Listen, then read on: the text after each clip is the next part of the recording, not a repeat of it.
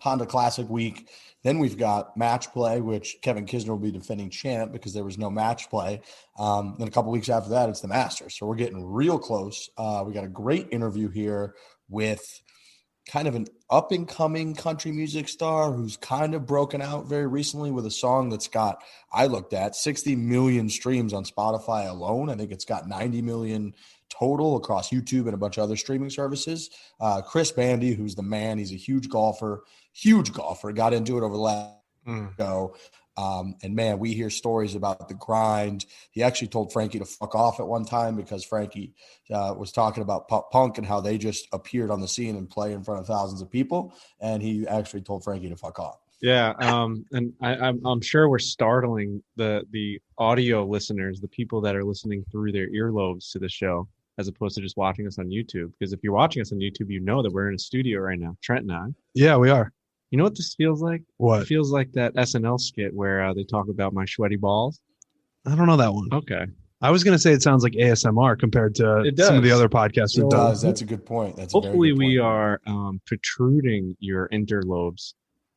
Do you feel we are, and that was a good word that you used. Do you feel like it's a delicate dance when you tell these musicians that you are not a musician, you just work at a media company, and all of a sudden you put this stupid pop punk band together and you guys sell at Irving Plaza? Because that's how he felt in that moment. Well, today was the first time I've ever done that. I thought you've done it in the past with other people because you do try to relate to them being like, I've performed at Irving Plaza. Yes, but I've never posed the comment or the question in a way that would actually make the person feel bad about that they had to do a grind to get to the stage that I was just put on. Got it. You know what I mean? Today, the way I explained it, halfway through, as I was like, oh yeah, we played Irving Plaza, we played House of Blues, we played all these places. He's like, dude, like I just got done talking about how I couldn't even afford a Coca-Cola at the bar the night before, and that I had to sleep in a room with 5 dudes and go from 4-hour road trip to 4-hour road trip. And I was like, yeah, we just kind of just tweeted out that we're going to be at the House of Blues and we sold it out. And we're not even good musicians. So that was super cocky, conceited, and actually made me embarrassed. I actually think I said that during the interview. I felt embarrassed. When the people listen to the interview, they'll hear him say it, and he was joking, but there was a bit of truthness behind it, a bit of realness. And I'm the first person to admit that, like, that's bullshit that we get those types of things. And I think a lot of the things we do at Barstool are in that same category. We just get to go play fucking Wolf Creek, and we get to play Pebble Beach, and we get to do all these things. And I honestly feel like I get a pit in my stomach half the time that we get to do these things. So I think it's good to talk it out. Because I feel embarrassed. I think they call it imposter syndrome. Totally. Yeah. I'm honestly, half the time I'm embarrassed because I should not be playing fucking Wolf Creek. I will say you're kind of our resident music guy though. Like when it goes down that road, and you're definitely not the last person to say like, well, I play the drums for this band. I feel like that comes out every time we speak with a musician who's also a golfer. Like that's just, you never keep that in the pocket. Well, I want them to know that, one of their people are on the show here, Right. One of their people. Now you're like of their elk. This is getting a little ridiculous. Well, I would have said that even when I was on the drum line in 7th grade going to Disney World playing in fucking competitions. Like I didn't need to sell out Irving Plaza with Robbie Fox and Roan and PFT to say that I was a musician. I've been a musician since the womb, I feel like. Trent, you ever play any musical instruments? No. Riggs? No. I did like in 7th grade. I played I don't even know what I played, but it was kind of mandatory music, and I was the second to last chair. Okay. I remember. I played the trombone, which is very fitting. Oh my God, you are a trombone, dude. Yeah, exactly. That might be my new nickname. Did you just speak when, like, if you forgot your trombone, you just go, Yeah, that's when you know how when the dogs end up looking like their owners? That's you ending up being that instrument. Dude, the worst part was that I had to lug that thing like to and from school, and I would take the bus every day, and the thing's like 6 feet long, so I would just hold it and just like knock everybody in their knees down the little bus ride. Wasn't my favorite instrument. Played it for a couple years. Glad it's over. Yeah, I just remember like in middle school, or maybe even before, I think it was elementary school, the music class, it was mandatory that you played the recorder, which I don't know if you're familiar with that, but that was really as far as my musical talent went. I just didn't have it. I don't have it. Yeah, I'm same way. I think recorder was about as deep as I went. The entire interview is not that awkward, I promise. Just the moment where Frankie tried to compare himself to, this Nashville very successful musician who debuted at the Grand Ole Opry last year. So listen to that. It's very good. It's coming up here in the second half of the show. Something that's not embarrassing is Owen's Mixers. I got our little can right here, the Transfusion. It really is a beautiful can. Yeah. And we get it tweeted at us a lot. It's Transfusion Thursday when you're listening to this. So do yourself a favor, pour a cocktail, show it to us, tweet it at us with the hashtag Transfusion Thursday. We'll pick the best one. You can win some stuff. It's very cool. People like winning stuff. And even if you don't win stuff, go get yourself some Owen's Mixers, pour it in with your liquor of choice, and you've got yourself an elite cocktail, whether it's a Paloma for Mr. Trombone over there, whether it's a Transfusion for the rest of us, whatever it may be, Owens is your answer. They got great flavors, and a Transfusion is my personal favorite. That's why we put it in our own little can. It's got more and more stores. Every time we do this show, we work really hard to get it out there, distribution, the whole damn game. So go check it out. Amazon, you can get on Amazon, get it delivered to you very, very quickly. Kroger's, all these stores have it. So big thanks to Owens for supporting us. And again, you just pour it in with your favorite liquor and you got an awesome cocktail. It's very, very simple. Okay, Tiger Woods. We're going to start with Tiger Woods. Issued a very brief statement yesterday saying that he has returned to South Florida. He's returned home. He's recovering home. He thanked everyone for the support. You're welcome. And then he also thanked in a very, I thought, sincere couple sentences, everyone that took care of him in surgery and at the hospital of that. It can only be considered a very good sign. I think it's 3 weeks now after the accident that Tiger Woods returned home to South Florida. JT kind of alluded to the fact that he's happy. Tiger seems to be doing relatively well, all things considered. So a little bit of a sigh of relief, I would say, that Tiger's back home. He's in South Florida. It appears surgery has gone well. I think infection was a huge issue that a lot of people were concerned about when you're doing the type of shit that was going on with his lower body. I think we would have heard about it if he had a really bad infection. I don't know that he's out of the woods fully yet, but it sounds like in terms of no pun intended. Nice. It sounds like in terms of your hopeful wishes, it's going about as well as it could be considering what happened to Tiger's lower body. I'm glad he's doing well. But these releases are taking years off my life. When I look down at my phone and it says Tiger Woods tweeted, it happened to us on the stream yesterday. We were streaming when this one broke, and you just look down at your phone. And we've talked about this before with these releases. I think it was when the crash initially happened and it was his first release. You can't see what it says. You just know that Tiger Woods tweeted, and it's going to be like the fancy version of a notes app. So you got to open your phone, you got to open the Twitter app, and then you just got to hope that it's good news.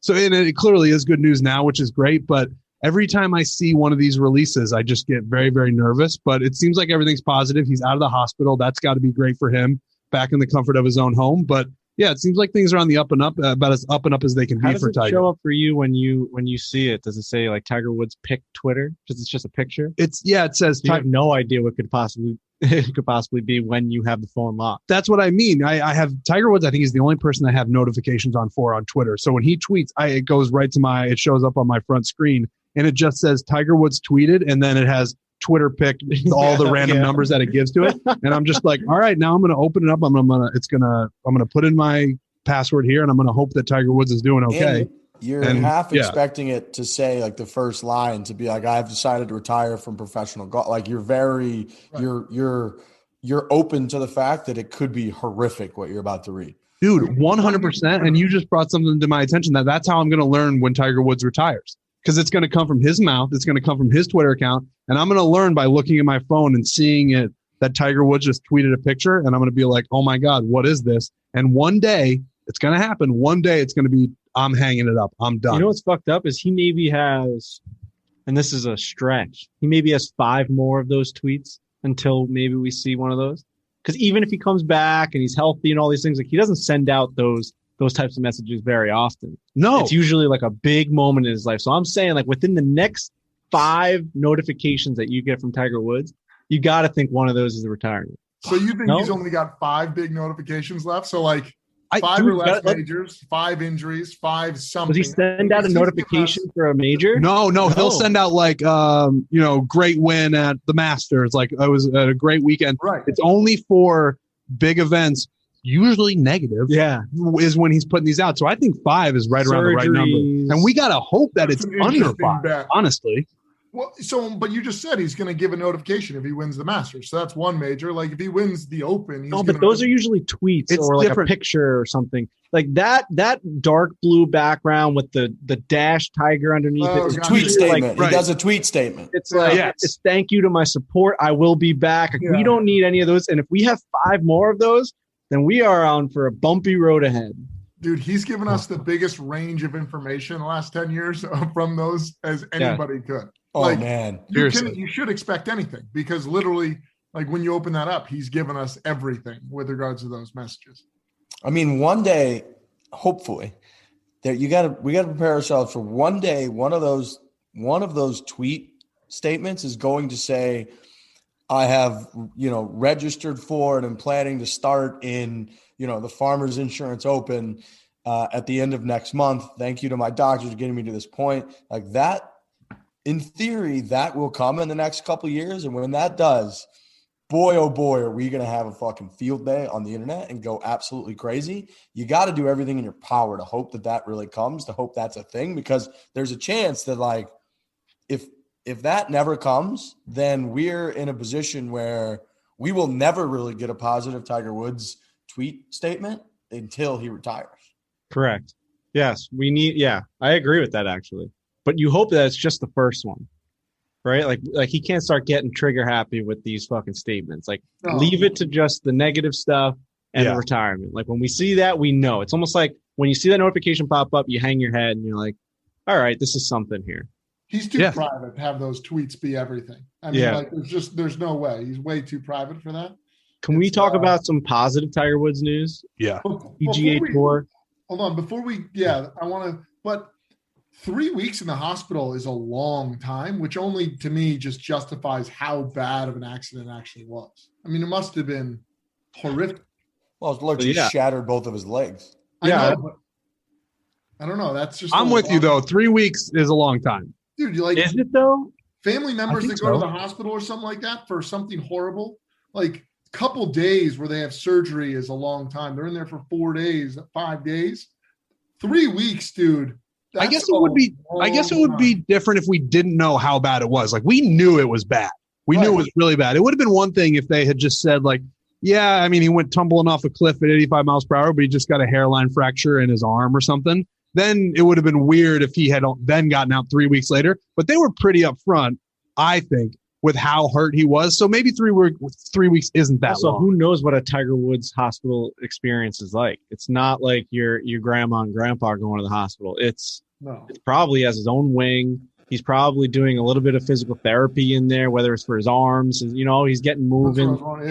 So like those 3 weeks, who knows? Maybe they moved him to another area of the hospital to recover and just like hang out. Maybe family was able to be with him. He did move to a different hospital during that stay. I know. Right. So like those 3 weeks to me that's just a very bland, like he was away for 3 weeks getting recovered from this massive, almost near death experience, car crash. I do want to bring up something that is very nice and warming to my heart, and it should be exciting for all of us. It's that Tiger Woods is coming back to the video game landscape. I don't know really how to put into words how important this is for us, in the golf media world, in the video game playing world, in the Tiger Woods fandom world. The fact that we have El Tigres, the man in red and black, the cat, playing virtual golf again, being a character inside a virtual golf game is so huge. We never thought we were going to get this again. No, and they made a point in the statement to say that, yes, we're going to use his name. Yes, he's going to be in the game. He's going to be on the cover, all this stuff. But then at the end, they were like, he's also coming in as a consultant, which is huge. For anyone who's ever played any Tiger Woods game knows that they're the best golf games that have ever existed. So you're now having the best consultant you can possibly have now join the 2K team. And the game is already great. Yeah. Like we play it all the time. It's very popular. We've got the Barstool Society that people play in all the time. It's like, it's already a fantastic game. And now they're bringing in the greatest, video game golf guy they could possibly find. So it's going to be fantastic. Let me ask you this. You think you can actually be Tiger in the newer versions? You think that's going to be part of it? So here, I want to dive and dip into this history of this video game really quick because I've seen we streamed last night. There were a lot of questions about it, and I'm going to give my honest opinion on what I think is going to happen with 2K. So the golf club was a video game. It was a very niche group of people that would play it, right? So like the golf club was out in I think 2016, and it was like a PC game, and everyone liked to use the builder, Butters Bay, Knives Creek. Like they had this simulation community that loved to, it's the same people like Za. Za likes to get on these trains and the train simulator, and he likes to run trains from not run train. That's whoa. That's Did you say Za likes to run trains? Za just got a fucking, that's a ricochet shot. It's a very big ricochet. You signed him up for something he's probably not, he doesn't want to sign up for. He what is the word? I don't want to speak for Za. What's the word? What do you, he drives trains? Yeah, He's the conductor. He like to conduct trains on their journey from Boston down to DC. It's an insane thing. But there's this simulation community that loves to live worlds in the virtual reality. So the golf club was one of those things. They had this course builder, and they started to build a really big community, and then all of a sudden it got really big to the point where I started playing the Golf Club 2019. I'm like, holy shit, this is a really good fucking golf game. I know you guys were talking about it. I had people over my apartment. I'm like, dude, you guys have no idea. This is actually real. You can hit flop shots. You can hit bump and runs. It's real. You can actually shoot a 97 on a hard golf course. It's like real golf. So 2K then slaps their name on this iteration of the game, PGA Tour 2K21. They didn't really do a long overhaul of the game. It's basically PGA Tour, the Golf Club 2019, just repurposed with a new name, a little more licensing. They got JT on the cover, but it was one of those things where it's like, we want to be a part of this, but we're just going to put our name on it. We're not going to put a lot of money into it yet. Like, let's just see how this goes. Well, fast forward to now. I mean, Barstool Golf Society gets behind it. You got guys like the Apex Hound and Crazy Canuck. All these people are playing nonstop on fucking YouTube and Twitch, and it blew up like crazy. So now 2K releases yesterday or 2 days ago that not only are they getting Tiger Woods on a multi-year massive mega deal, apparently it's supposed to be, they are also acquiring HB Studios, which is this Newfoundland's in Canada, right? British Columbia. Yep.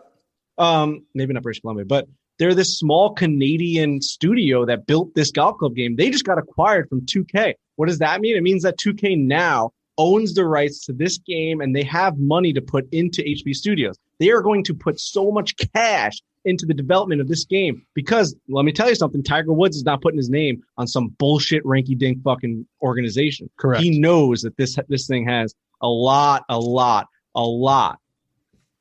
potential. A lot of potential. I couldn't think of that word, so I looked at my pal Trent there for help there. We got it. Yeah. So that's just kind of the history of how we got here. HB Studios was this little fucking studio. Now I think they have a lot of opportunity here to put good graphics in, to get more players. So to answer your question, I know this has been a long-winded fucking speaking, and people are probably driving up the road listening to me talk this much. You sound good though.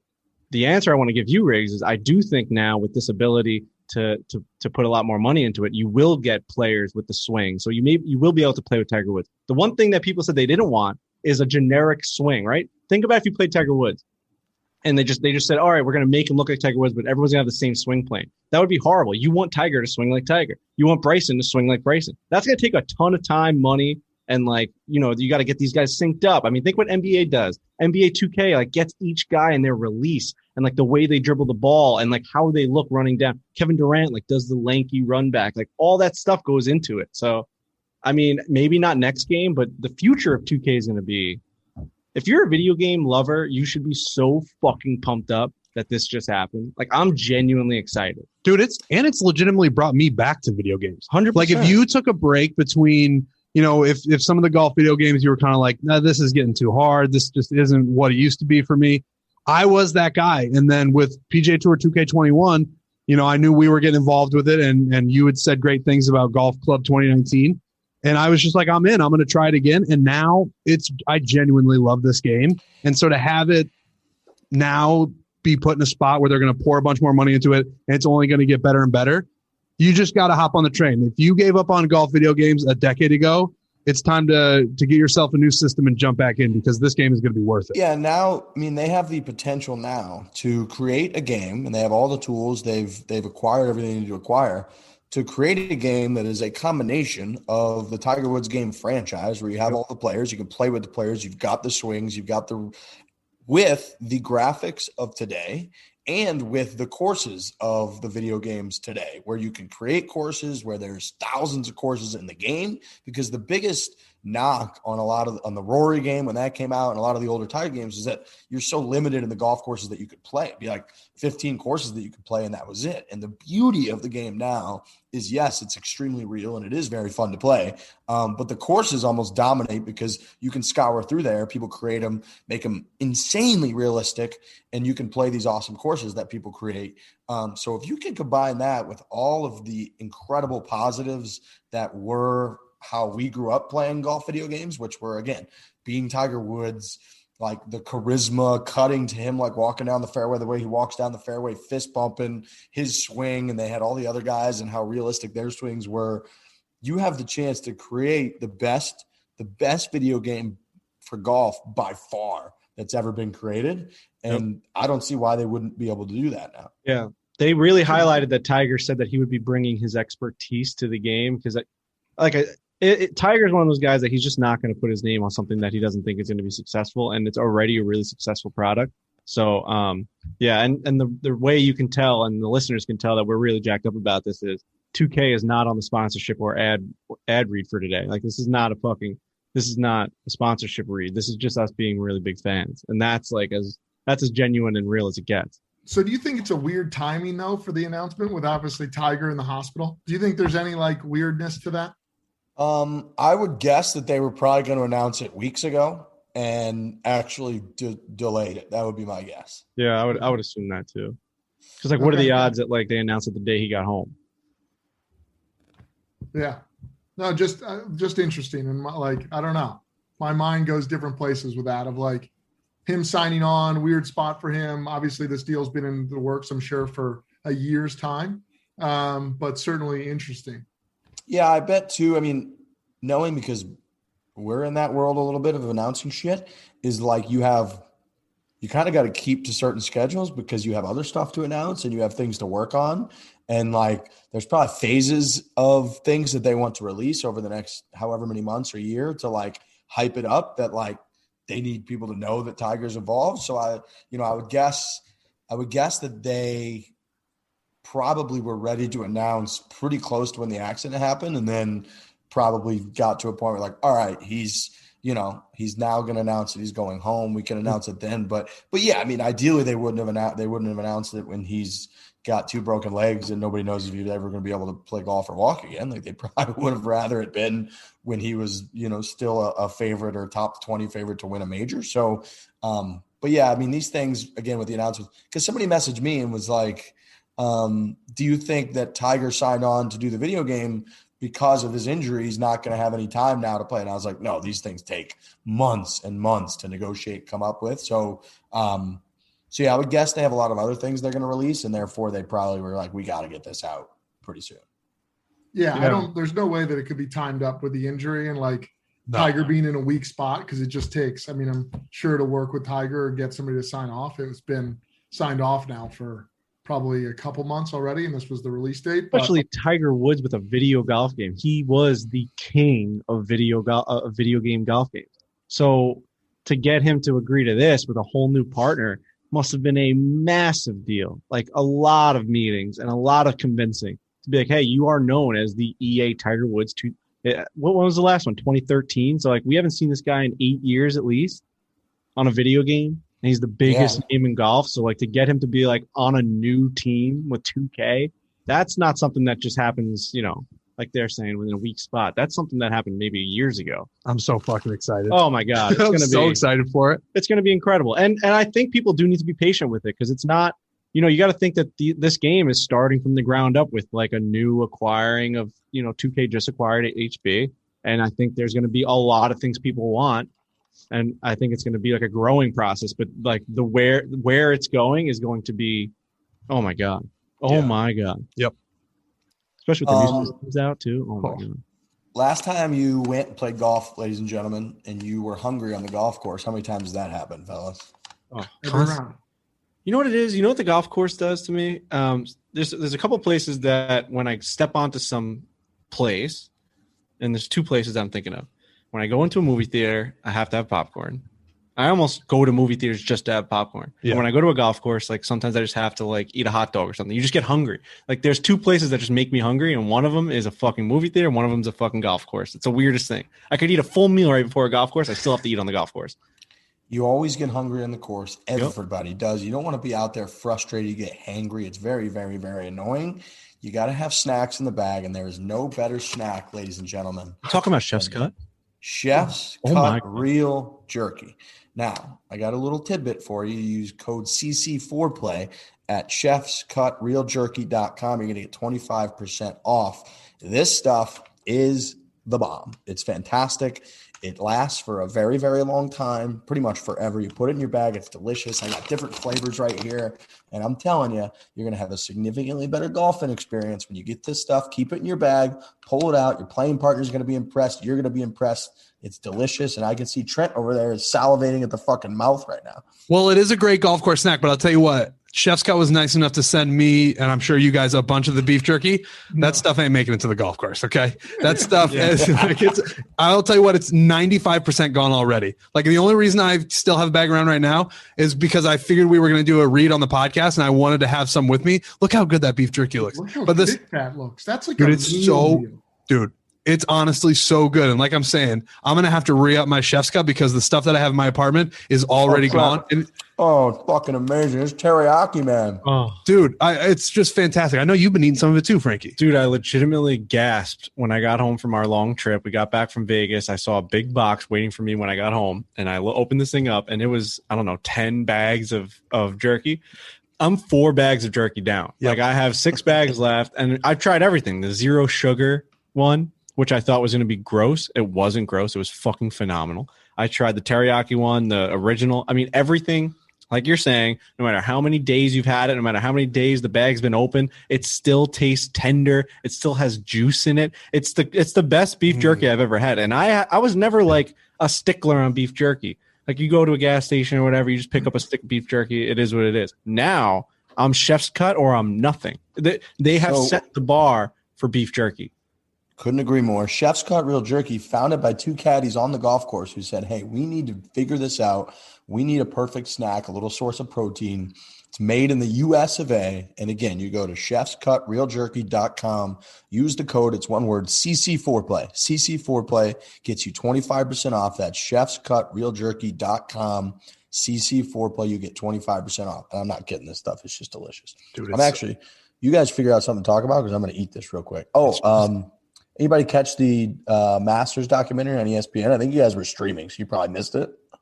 No. Oh, you mean like the Behind the Greens one? Is that what it is?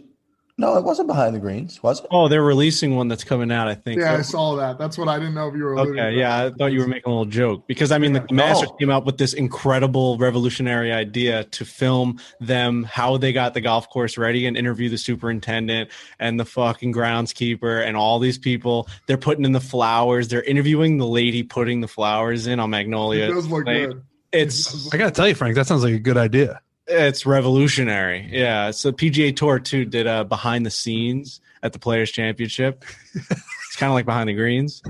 That's the joke we make. Dude, can we send out a C&D? We always get C&D. Can we send out a fucking C&D? I want to send a handwritten letter. Send out a verbal C&D right now. Send out a handwritten letter. Maybe I'll cut my fucking thumb and I'll put a piece of blood on the bottom. This is war. I'll put a little smiley face in the blood with my nail.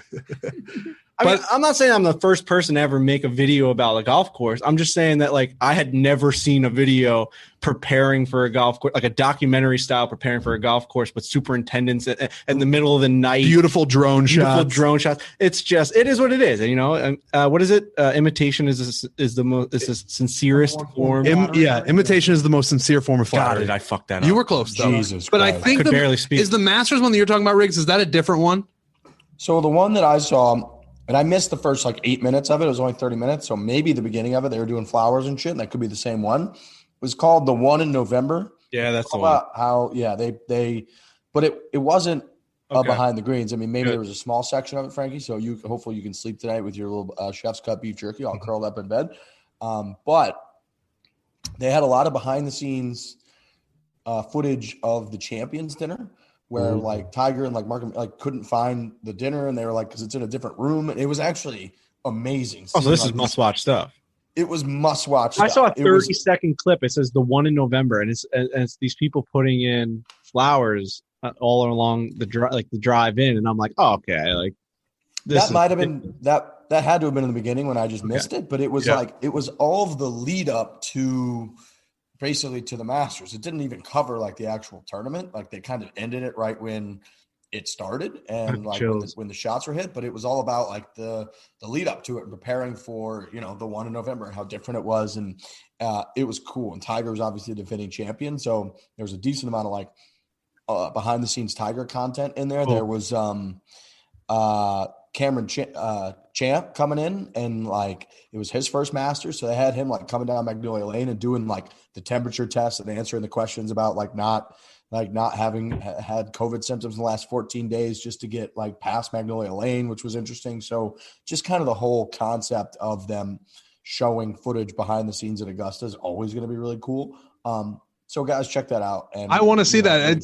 It sounds a little bit like the experience that you and I had with Mr. Gary Player, where remember when we were driving with him to the Champions Dinner like that? It just sounds a little bit like that. And I obviously love access like that. And I want to see more like that. So this sounds like a must watch thing, especially if Tiger's more involved. Yeah. It probably doesn't get talked about enough, Trent, that you and I rode and drove down Magnolia Lane with Gary Player, dropping him off at the Champions Dinner at the Masters. Some of the coolest video I've ever seen was that. Like when you showed me that I could not believe it. Dude, I remember, we were just sitting in the back seat while they drove him and to drop him off at the Champions Dinner. Like it feels like it happened 100 years ago, and it kind of did, but it was, we stayed in the same house as him. We worked out on the front lawn with him. We ate dinner with him, listened to him tell stories. If you haven't watched those videos, you should. I would imagine they're on the 4Play YouTube channel. You're going to have to scroll a little bit. I guess you could just use the search bar. And you could, you know, like as a modern definitely another human option, being, yeah. I would do that. Sure. Otherwise, you're gonna be scrolling for a while. Yeah, I would do the search bar. But it's, I mean, that ESPN one sounds great, but there's also some Mr. Gary Player footage that we got.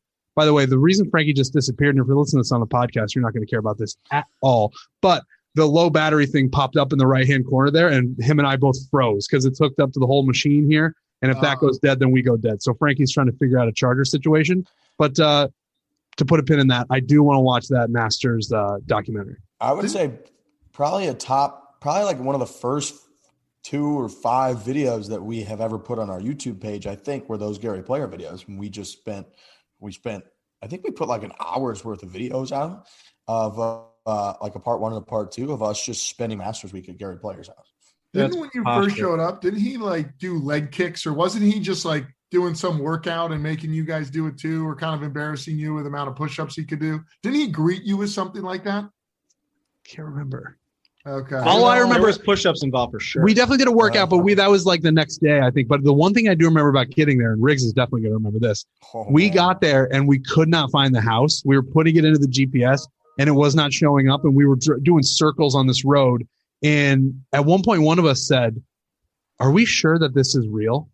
Like we were thinking that Riggs had been strung along by a stoolie who was like, "Let's make these guys think that they're going to spend a Masters Week with Gary Player. We'll make it all very official. We'll make them fly down there. We'll make them rent a car. And then they'll go out there and we'll put an address of a house that does not exist."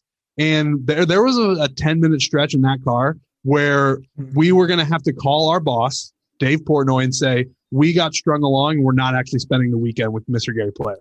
There is a few minutes worth of footage in that first video where you can see the fear in my face that I 100% believed at the time. Trent, I blew it. I got duped. I got trolled. Of course we're not going to Gary fucking Player's house. Why would we go to Gary Player's house? We're in Augusta. And because the address his guy gave me was just off by like a couple numbers. And, you know, if it was like 1257 was the address he gave me, there was 1256, there was 1258, and there just wasn't a house at 1257. It was like the fucking train in Harry Potter, like 9 3/4 or whatever. It just wasn't. Yeah. It just wasn't a thing. And I was like, "Trent, the house doesn't exist.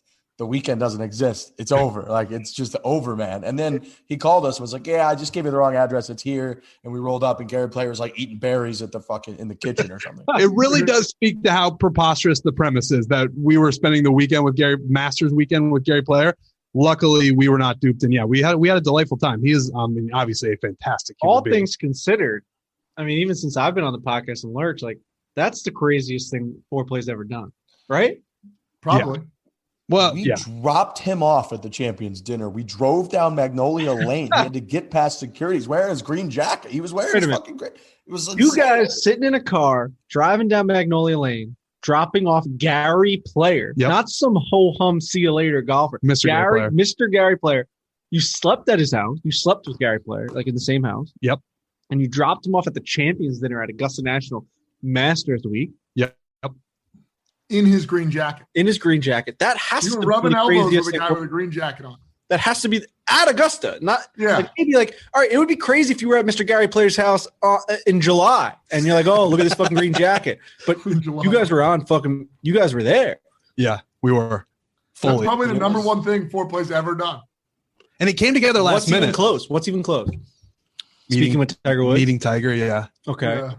But I mean, Gary Player. I mean, the guy hits the ceremonial opening tee shot at the Masters every year. My argument is that we were sleeping 5 feet away from. We could hear him snoring at night. Rick sat down with Jack. I mean, that's pretty big. Yeah, that's a big one. Oh shit, true.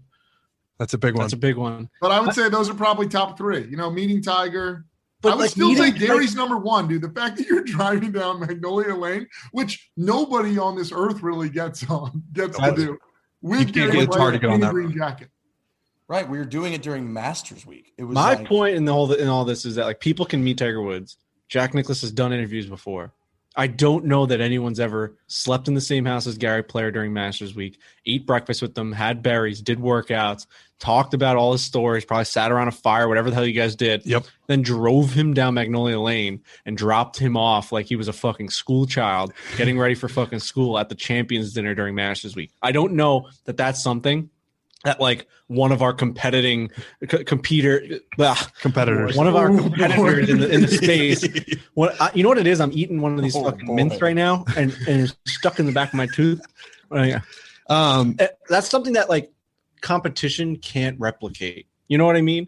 Like everything else is like that's all right. That's the golf world. You can make a golf video. You can interview a person. You can't do that experience ever again. That's as crazy as it gets. That's as crazy as it gets. Dude, he returned from Champions dinner that night and joined us at dinner with his son, Mark Player, and told stories about what happened at the Champions dinner that night. He did, yeah. 10 minutes after he got back from dinner. That's crazy. What were you guys doing when he arrived? Were you just watching TV, like just being morons? Like, dude, were you like properly with like a tie on? Like, what were you doing with Gary Player?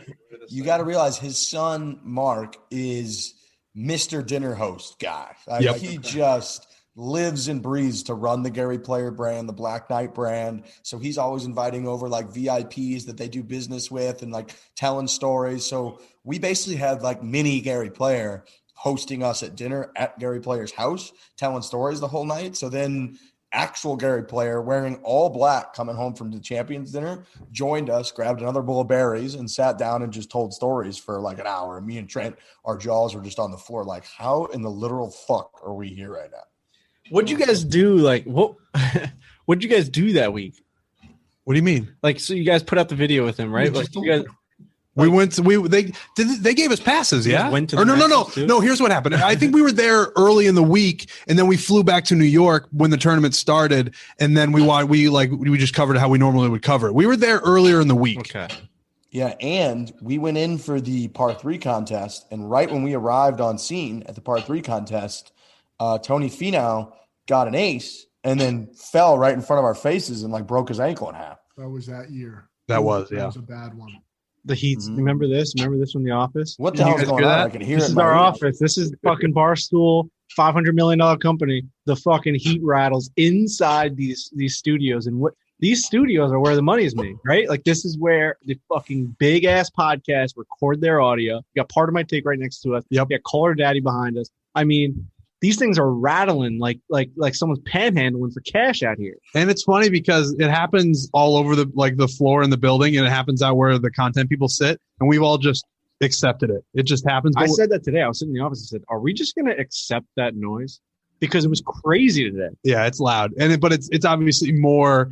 It's bigger in here because we are recording an audio show. Like a gnome is standing somewhere in the corner and just hitting a gong. Bang, bang. We're all just like, yup, that's the office. We've been in this. This is the new Barstool office. We've been in here for years. I love it. I love it. It's the Barstool difference. Yeah. How many years has it been? How long ago was the old office? Maybe two. Probably. About 2 years. I bet 2 years. Is that right? I think it'll be 2 years in May. That would be my guess.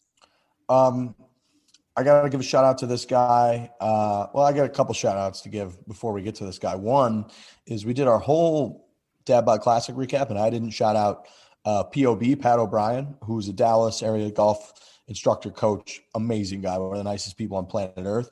He was our fourth that day when it was Trent, myself, and Frankie and POB playing. He gave me a little tip, a little like swing tip that made me play so much better the rest of that trip on Friday night at dinner when we were playing together. And I said to him, I go, POB, you hit the ball really well today. He's like, thanks. And I said, what was kind of your swing thought today? Just because you hit it so well.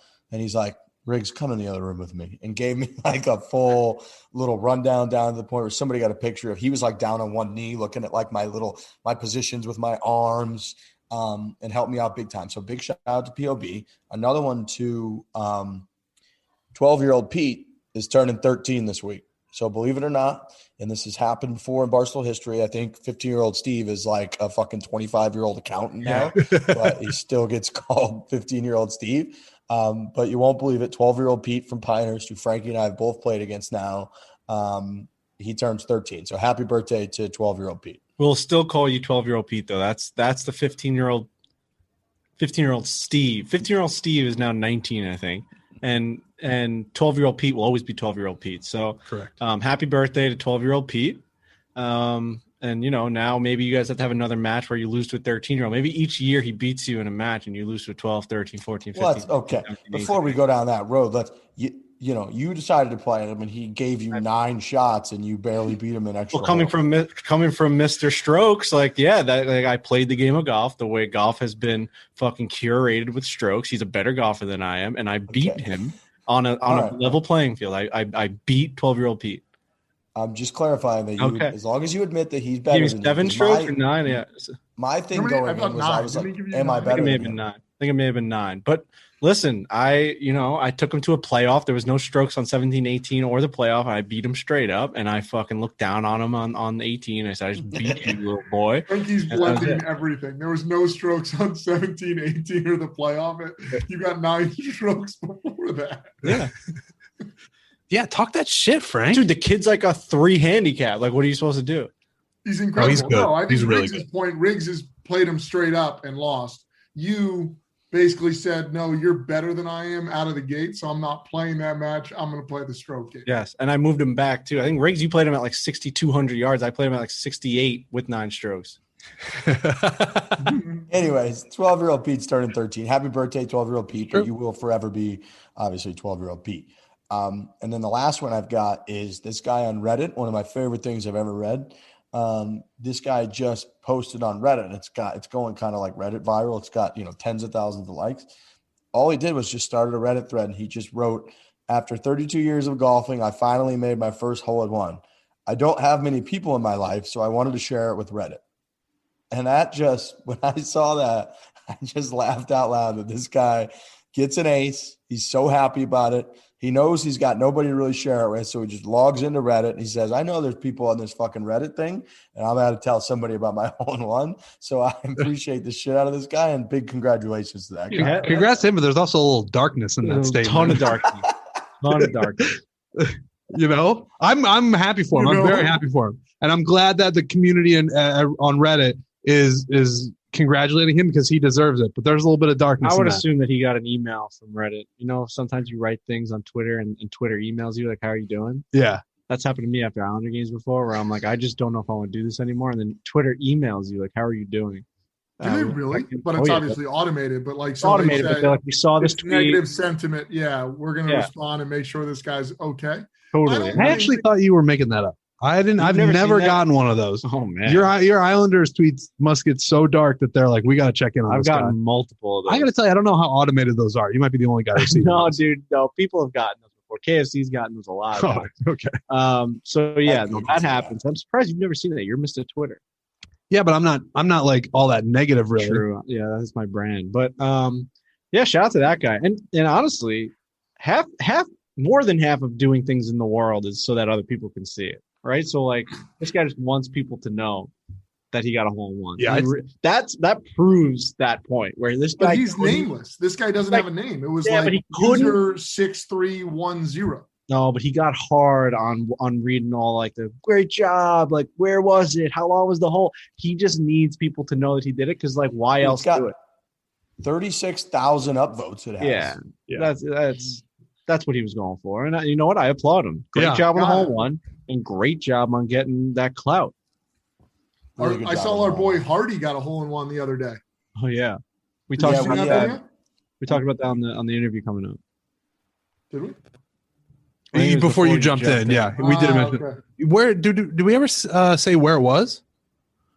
Where it happened? In Tennessee, I thought I saw on his. I think he tagged where it was, but I can't remember the exact spot. But he's a good player, and we obviously do get into that a little bit with Chris. But he's very into it, so it doesn't surprise me. Getting an ace is it's pretty cool. It's kind of like sex, and you really want it to last a long time. Yes. And I mean, if you got an ace, you want the ace to last a really long time, right? Dude, I saw you. You just want to keep making aces. We watched you reach for that segue and just like try and pull it out of the corner of your brain, and it happened. I'm fucking proud of you, man. That was awesome. Do you think I did it? If you watch the video version of this podcast, and I don't know if we run the ads on the video version of this podcast, but he just looks for it. He's looking inside of his brain, and you nailed it. Okay, I appreciate that. Well, guess what? Most people have tried different ways to last longer, Trent. Roman's going to be your answer. Roman swipes, they're fantastic. They're the secret to longer lasting sex. Roman swipes are a clinically proven way to last longer in bed. They're effective. They're easy to use. They're fast acting. They do not require a prescription. And again, you don't want to be that guy that finishes early and gets made fun of. You don't want to get laughed at.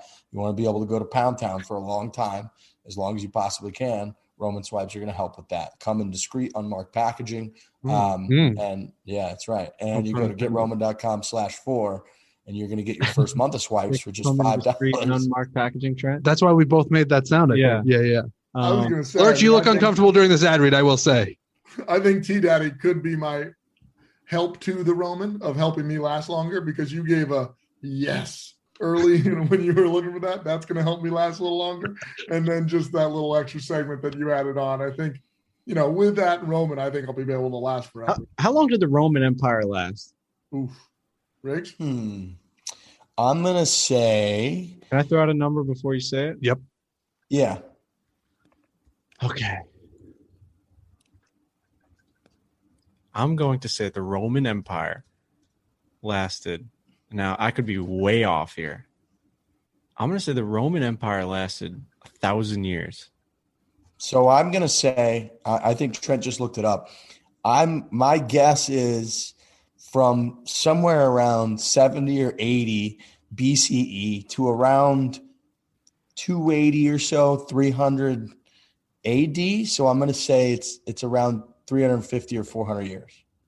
Okay, so I Googled how many years, how long did the Roman Empire last? And I just went to the frequently asked questions on the Google machine.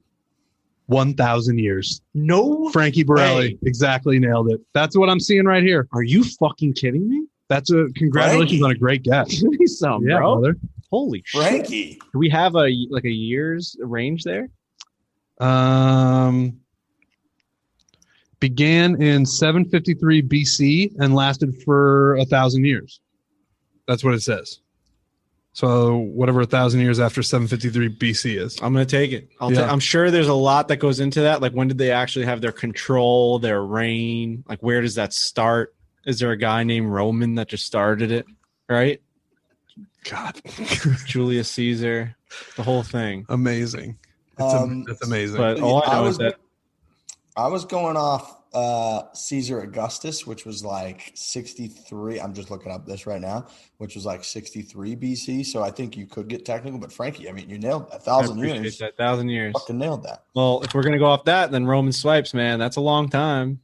Yeah, 1,000 years. Long laster. She might get sick of you by that point. 1,000 years, yeah. So I think they're saying that Caesar Augustus was the first technical Roman emperor. So I was looking at you're trying to pathetically back into an answer here, and I'm gonna say you're wrong. I said Frankie was right. I'm trying to give people accurate historical data. What was your guess, Riggs? You were throwing numbers and letters at me, and my eyes didn't know what was going on. Oh, 300. Okay.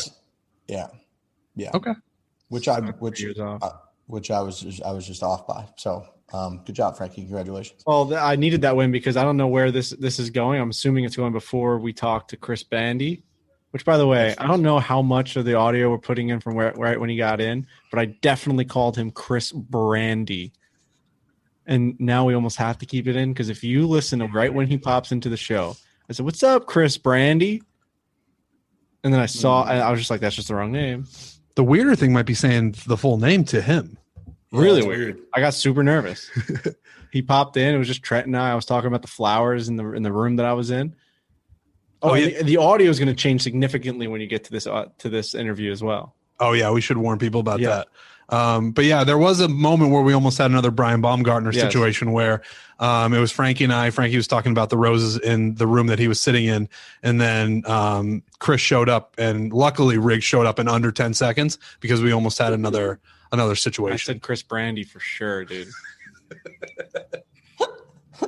Well, I'm glad you caught it now so that people will not laugh when they hear it and think that, you were wrong because you're right. By the way, if we're doing that, I want to be sure because I'm not a classic rock guy. Are we sure that "Knocking on Heaven's Door" that's a Guns N' Roses song? That's going to make sense in the interview. Knock, knock, knocking on heaven's door. That's going to make sense when you listen to the interview. But I said that, and then I started thinking about it, and I was like, I hope that's right because people, if there's one thing people get mad about, it's saying a band is known for a song when they're not known for that song. Guns N' Roses, baby. Okay. I think it's Guns N' Roses. Okay. Is it a Bob Dylan song? Who has the original though? I feel like Guns N' Roses. This is what I'm talking about. I think it's Bob Dylan. Jake from the Clouds, give it to us. Jake from State Farm. Well, I looked it up. All I did was type into Google "Knocking on Heaven's Door" and it says "song by Guns N' Roses." So I don't know. I'll take it. So if you're going to tweet at me mean things about who wrote the song, no one's going to say it was originally a Bob Dylan song because have you been on the internet for an hour? It is a Bob Dylan song. It was written by Bob Dylan back in 1970. Come on, it's a Guns N' Roses song, dude. I'm telling you, I know. I'm not a classic rock guy, so I don't know. If and I would on the internet. Frankie is an all-time. It's yeah. Ow. All right, I just want to be sure that, and all of this it makes no sense to the listener right now, but it will when you listen to this interview. Mm-hmm. Okay. That makes police are coming to get you. I can't believe that office has such bad audio that the heater bangs in the background and we can just hear the sirens. Right. Rick and I are almost listeners right now about how bad the audio is with the little gnome hitting the metal pipe and now police going by. Can you imagine that this is what happens in these studios? It's crazy. Are we still doing the podcast right now? Yeah, we are. I couldn't tell if we were using my throw to the interview or if we were still doing the pod. I think we're still doing the podcast. Do you want me to throw it to the interview? Yeah, you're better at it. You could throw it. No, why don't you throw it to the interview? No. I want you to do it. No, I want to. Everybody wants to. No. Come on, Trent. Live from Trent. And now coming at you live. No, I wish I hadn't done that. I didn't want to do that. Do it again. No. Say coming at you live. Also, it's not live. Now, please enjoy. Say a previously recorded. Shut up. Now, please enjoy this interview with Chris Bandy. How was that? I feel like this is also staying in here. Really? Just enjoy the interview, please. It is. I'm on a fluffy pink chair. Look at this thing. Oh, Chris Brandon, what's up, man? What's up, gentlemen? How you doing? How's it going, we're dude? doing well. I was like, why do we have an extra person in here as I'm talking about? I may have come on a tad too early. Dude, that's okay. You got me and Frankie here who We don't have it. We're waiting on our third. Oh, here he is. I was going to say, I saw y'all with your interview with Kevin, I guess Brian. So I know how it goes if it's just you two in a room. Luckily, Riggs is here now, Oh, so God, we can actually start the real show. Oh, God. What's up, boys? Happy Wednesday. Chris, what up? Look at that rowback. That thing's fire. I know, man. I had to wear something green today. St. Patty's Day. This is, I think this is all I've got. I like it. Looks good. Looks almost a little Christmassy. It is. This is the Masters. Their limited edition Masters pressing. Okay. I dig So I've never been to Augusta. This is the closest I'll probably ever get to Augusta. it. Man, that place is sick. I don't think they're going to let us back. We talk about them a lot. How you doing? How's Nashville? Is that where you're at?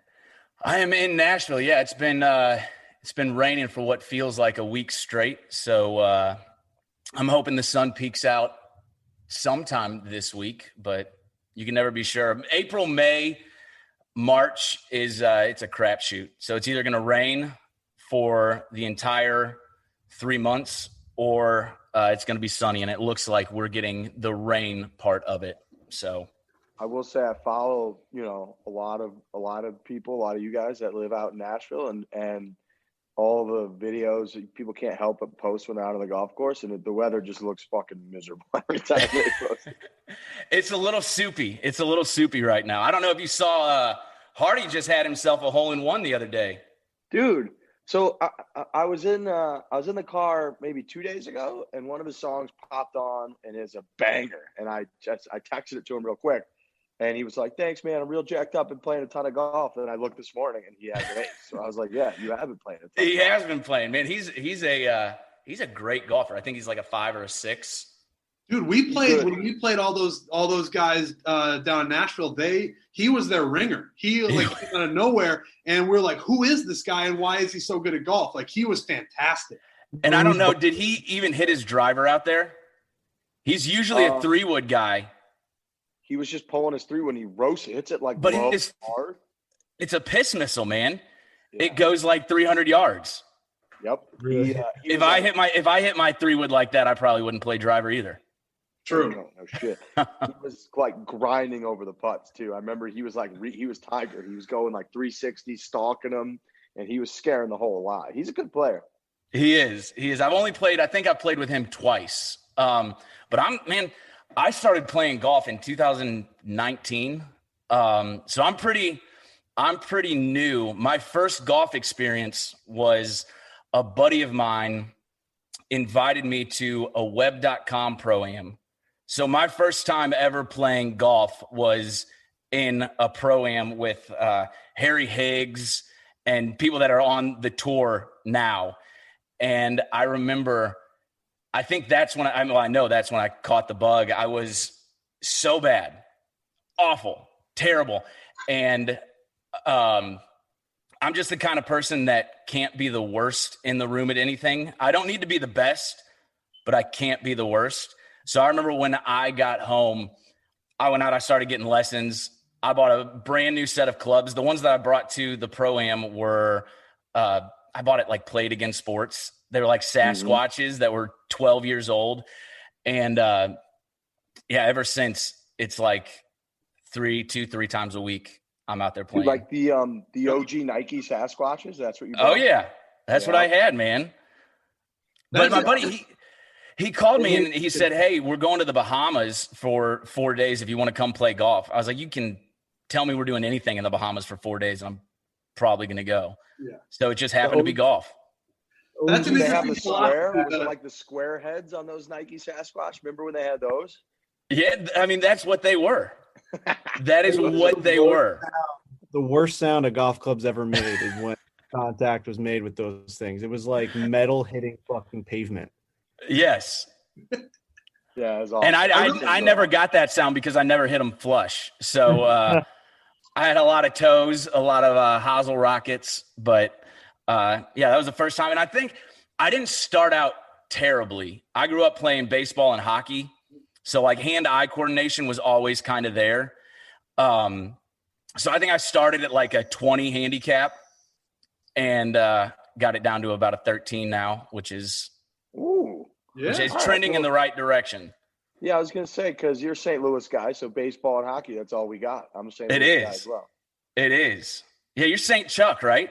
St. Chuck, baby, right off of like Zumbell and 70. Okay. Yeah, I grew up in Chesterfield, so not too far from you. Right across the river. Oh, yeah. Dude, they got the Top Golf now. They got a huge Top Golf over there in Chesterfield. I know. I haven't been yet. I don't get home as often as my mom and dad would like. But and then now I think they finished building it right before COVID hit. So I'll get out there. We've got one in Nashville as well that we'll go to and have a good time at. Top Golf's insane. I remember the first time I saw Top Golf, I kind of laughed and was like, it's funny. Like, it's decent at it. Top Golf is massive. People go like, there's lines. You got to reserve it days in advance. Top Golf's insane. It's nuts, but it's also so frustrating because you'll go out there as, a golfer. You'll be like, I should crush this. And you'll have somebody that's with you that's never picked up a golf club, and they're just draining it in that first red hole, just picking up points consistently. And you're like, fuck this, man. Throw your club down. Get out of there, start drinking. They'll just like dribble one off the thing, and they'll be like, oh, I made contact. And it bounces and rolls into like the 10-pointer. And you're like, are you fucking kidding me? I just hit a 4-iron that barely missed. It's like, infuriating. Absolutely infuriating. All right, we're in the middle of the interview now. I think we're probably going to put all this in. If you're okay with that, Chris? That's perfect. We're joined now. Lurch has jumped in. He was probably slinging drones somewhere. So I hope it went. Did you sell any drones, Lurch? That was actually a VR call. So virtual reality training for those officers, but nonetheless, pretty good. Hell yeah. So Chris Bandy, up and coming country star. He's in Nashville. He had his debut at the Grand Ole Opry last year, which I want to get into, but huge golf guy, as you can tell. So as soon as I jumped into the Zoom, we almost had a Kevin from The Office situation where I saw Frankie, Trent, and Chris were just talking, but it's going smooth thus far, I would say. Well, Trent and I are in the office, and we have limited space somehow in this $500 million company office. There's no rooms to record podcasts, so I'm in a closet right now with just a million roses. So Trent and I are doing like a whole buffet of bits. I'm like, oh, it's the roses. Then Chris just joins. I was like, oh no. Oh no, here we go again. And it was that awkward intro where we go into it. I think y'all played it off very well. Dainty little Frankie with some roses behind him. He only got a taste of it. Luckily, Riggs joined, I'd say within 10 seconds. Yes. In the office, Brian Baumgartner got 5 to 10 minutes of it, and it was a nightmare. What was the question Frankie asked him? Wait, what was about the universe, the ever expanding Yes, universe? he had no idea how to answer that, and I'm glad that I didn't get that question because I would have no idea what the hell you're talking about. What do you think about the ever expanding universe, right? Like people say it goes on forever. I walked myself right into this one, didn't I? It continuously gets bigger and bigger, and it expands. So my question to Brian was, what is it expanding into? And I think that kind of broke his brain. I think it did. Limitless space. It's got to go. I don't know. Keep in mind, this question has broken the brains of the smartest physicists in the history of the world. So now you're asking fucking normal guys to jump on a golf podcast. Probably not going to get great answers. Right. I have no idea. I have no idea how to answer that question. I need to visit Denver or something before I can even start talking about it. There we go. Yeah, that's a good idea. Real good idea. So Chris, obviously, you're a musician. The world for the last year has been shut down, very little or no shows. What's the vibe right now with the Nashville crew for, those of you that kind of make your living going on tour and doing shows? Feels like a lot of the company or the country is reopening or getting closer to reopening. So what's sort of the general vibe on doing shows like in Nashville? Honestly, these last few months, it's been really hopeful. We've seen dates come onto the calendar. We're getting back out. We're on tour with Matt Stell right now. So we were on tour with him last year when the world shut down, and we're just kind of picking it up where we left off last year. And it's been awesome because last year we had no idea when we would still confirm shows. I guess throughout the entire year, we had shows through December that were we were closing those contracts in June, July and stuff like that, knowing that kind of they were going to fall through. But now these shows are actually playing out. We're getting to travel, getting back onto the road. I think this summer is when it's going to be, balls to the wall, full touring. I think probably late summer, maybe August, September. But everything's hopeful now. We know that shows are being booked. We're signing contracts. So it's a lot more hopeful this year than it was last year. Dude, there's going to be just a ton of pent-up energy, right? Like, people are excited to get out. I'm sure you're fucking sick and tired of just sitting inside and like playing music for yourself. And for like, so and then those so Instagram lives. You can only do so many Instagram lives until you're burnt out. But yeah, we played a show back in St. Louis earlier this year, and that was our first show in 10 months. And like you said, people were so pumped to actually go out and have that interaction and see other people and see live music that we sold the show out. And I don't know if that was my doing or just the fact that people wanted to get the hell out of their houses. Dude, I feel like you could play anything and you'd get a standing ovation. Like, anything. Absolutely. Everyone's just going to go nuts. It was funny. My buddy that was playing guitar for me, because we hadn't played in 10 months. I was like, I'm going to screw something up. I'm going to forget the words. I'm going to forget something. And he's like, they don't give a shit if you mess up the words, if you did anything. They're here to hear music, and they haven't done that in 10 months. They're all shit-faced out there right now. You haven't even walked out. They are not going to remember this at all. I was like, all right, yeah, I guess you're right. Protecting my family is my number one priority, but I want to do it safely, in all capital letters, safely. The people at Taser believe that safer self-defense is better self-defense. That is true. That is true. What are we supposed to walk around with, like, guns? Can you imagine if we're walking around with, like, no, trying to protect your family, trying to be smart, trying to be safe, trying to have a little self-defense. The answer is the Taser Strike Light, which is a rechargeable, high-powered flashlight that can repel an attacker through its electric stun feature. Frankie, what do you got in your hand right there? Put it next to the mic. That's it, baby. I think that was close enough. I think that's close enough, man. I don't want to. I mean, this thing's really locked and loaded. I got it in my hand. It's got a nice girth to it. Everything about this Taser Strike Light is something that I want in my possession. It's something I want in the females in my life's possession. Because, it just keeps them safe. It keeps them feeling like, nothing's going to happen to them when they're walking down these dark alleys and they're going to their cars. And even when I'm going to my car, I got a feminine forehead. Like, someone sees me, they're going to be like, what's that going on? Like, they're going to approach me and I'm going to turn around. I'm going to be like, don't, dude, this thing's fucking legit, man. No. I just want to say, I want to feel the weight to it. Yeah. Ooh. What? It's got a good weight to it. It does have a good weight to it. This thing's very impressive. I want this to end a certain way so bad. No way. I will. No, I'm put it down. I'm putting it right in the middle. Listen, this is not a toy. All right. So for talk to us about what this thing really is. It's serious business. Because this is your company. Yeah, that's the consumer grade model. So that's for personal protection, right? I mean, if you want to get somebody who shouldn't be close to you away, that thing will do the trick. Yeah, exactly. I don't think much more needs to be said. If you want to stun somebody and have them keep their distance, that's an incredible. What will happen to a person if I do? What would happen to Trent if I do this to his neck right now? I actually have never tested that device out, so I don't know. Okay, so let's find out. No. Can I do your arm? Absolutely through your not, shirt, dude. Absolutely fucking. What not. do you really? No. We shouldn't do that because honestly, it probably works. That's why it's a good product. I know it. I know it'll work. It works. The Taser Strike Light is available without a permit in most U.S. states. You get the Taser Strike Light at taser.com with the promo code 4, and you're going to save 15% now. Again, at taser.com, promo code 4. That's TASER.com, promo code 4. Restrictions apply. See site for details. That's taser.com, promo code 4 gets you 15% off. Dude, it looks like something. It looks like something that would be in Batman's belt. It's legitimately. It's so well made, and it's got the black and yellow, which I think is why I'm thinking about Batman. And it also just has a lot of Batman qualities to it. But the fact that this thing could go in like a regular person's purse, like as they're walking out of a movie theater, and they could repel a bad person with just the touch of a button. this is a quality product. Yeah. It's a quality product. It's really cool. And it's got a flashlight on it. All right, cool. Taser.com, promo code 4 gets you 15% off.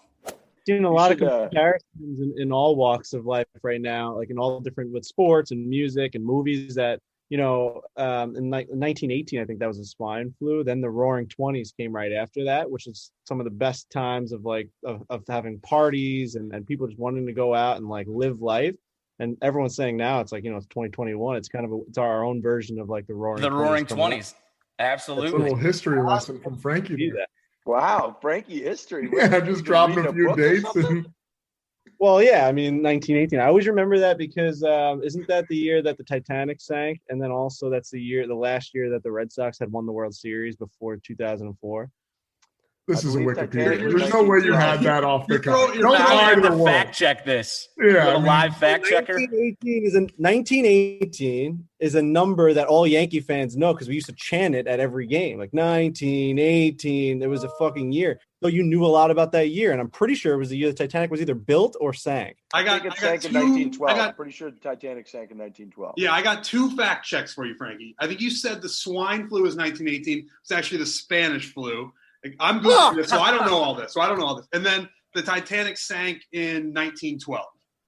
What? Oh, fuck. I thought the swine flu was when I was in college.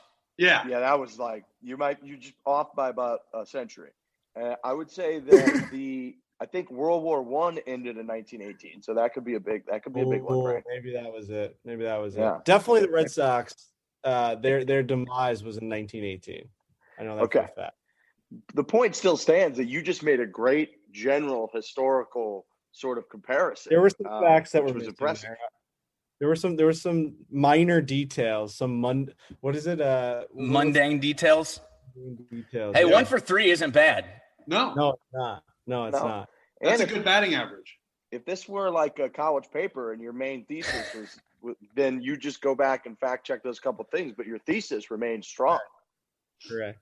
Yeah. There are people that listen to this, and as I was confidently saying those words, they're like, wrong, wrong, and then just all 3 just wrong. So, Chris, another thing was the Grand Ole Opry, your debut last year. Walk us through that, because I mean, I'm sure you're nervous, you're excited, something you dreamed about forever. Walk us through what that debut was like. Yeah, man, it was.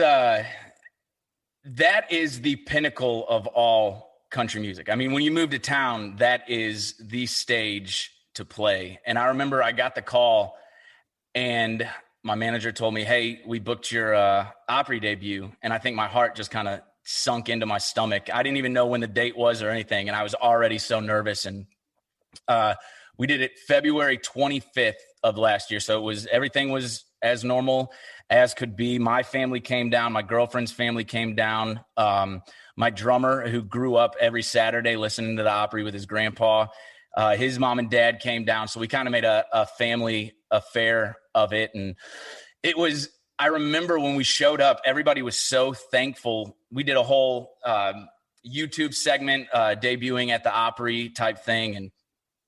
And I remember everybody was so thankful that I was there. And I was like, why are you thanking me? Like, I'm nobody. I'm thanking you for letting me like come enjoy this and do this. And everybody was just so welcoming and so nice that it kind of took the nerves away for a little bit. But I remember going backstage and like walking out to the stage, and there's this circle that is right in front of the microphone that everyone you could ever think of that has played or dabbled in country music has walked out to. And I remember they said my name and I was walking out there, and I did not want to walk into the circle until it was time to walk out there. And everybody kept telling me to enjoy it and take it all in for what it's worth and just breathe, which I think I had a tough time doing that day. But I remember walking out there after they said my name, and I'm pretty sure everybody in the first 2 rows could just see my heart like pounding out of my chest. And so I walk out there, look at the circle, look at the crowd, kind of take a deep breath and walk into the circle. And it was funny because all those nerves just kind of went away. I don't remember any part of playing, but I do remember all of the nerves just walked out or just went away. I looked at my drummer, he kicked it off. And the next thing I remember, we were walking off. Man, Awesome. that is awesome. Yeah, you weren't. I'd be curious. Like, I feel like when you're really, really good at something, it's less nerve wracking. Like we were talking about. Who was the pitcher from the Dodgers we were talking to about this? Burrell? What is his name? Walker Buehler. Bueller. I think There it was it is. Walker Buehler who made the point of like nervousness level is actually like a result of the math between your actual ability and your nervousness level. So he was like, if you're really good at something, but you're also really nervous, you're actually not as nervous as if you're pretty nervous, but you suck at something, because then you have every so it's like we talk about on the first tee a lot, where it's like, if you have a horrible golf swing and you're pretty damn nervous, well, then you're really nervous because you know you don't have it's going to emphasize that. Right. Right. So I'm always curious, like, for somebody, doing something that is the pinnacle, the peak, you don't want to mess it up. Always curious how nervous you actually are in the moment or right when you get ready to go, or if you're pretty confident, because that's probably the reason that you're there. See, that one, I was very, very nervous. Okay. But like a regular Friday night, Saturday night show, that's what we've done. I've done that for the last 10 years. So that doesn't really get me. But just the fact that this is like the church of country music and all of these people are diehard country music fans, that's where it's like, you can't screw this up. They're going to throw tomatoes at you. How different is that performance from your typical performance in terms of just like even logistics and vibe, right? Like when you're playing at a bar, or even like at a smaller venue, you kind of have your routine, everything's done. How like different is the actual act of performing at the Grand Ole Opry versus your typical performance? Night and day. So I was lucky. You're allowed 2 players from your band. So I brought my drummer and my guitarist. But everyone else is a Opry musician. They learn your songs literally, 20 minutes before you go on. That's and they're such good musicians that they don't mess up. They know everything. They know the hits. They know it down to a T. And so it's always weird playing with somebody new, because, I know that these guys are professional. They've been doing it for so long, but you're still thinking like, oh man, are they going to screw something up? Are they going to come in at the right time? Are they going to do something? So it was that, and you run through it one time and they're good to go. And it's just, it's night and day. There is chilling backstage, but the whole time you're sitting there like shitting your pants, because you're about to walk out to this, like I said, the church of country music. So I'm excited to play it again. But I will never forget that first time doing it. Yeah, there's not any like chilling. Like that. You can't mix around the song at all, right? Like you can't add riff, you can't like extend a song. Like if you want to do a little breakdown and get the crowd into it, like they're not going to know where you're going, right? So you got to kind of play it as the song is made. Yeah, you start and stop. There's no ad-libbing, no improv at all. Wow, if you forget the words, you're on your own out there. Yeah. Man, that is so nerve-wracking. It's in my like you said, you could chill beforehand, but it's almost like when you give a best man speech, everybody's hanging for like the 4 or 5 hours before the reception after the ceremony, and they're all having a good time, and you're just over there like, don't fuck it up. Don't fuck up the whole wedding. Come on, man. That is exactly. It's like, imagine, this might be a bad comparison, but imagine you walking out to the first tee at Augusta with a gallery there. It doesn't matter how many times you've done it, you still have nerves. You're still going to be nervous walking out there. Nerves make you feel alive, though, I will say. Exactly. Positive. You get that adrenaline rush. Right. That's why I bet on sports. Exactly. Riggs was talking about a best man speech. I remember I was a justice of a peace one time for my buddy's wedding. Oh boy, is that nervous.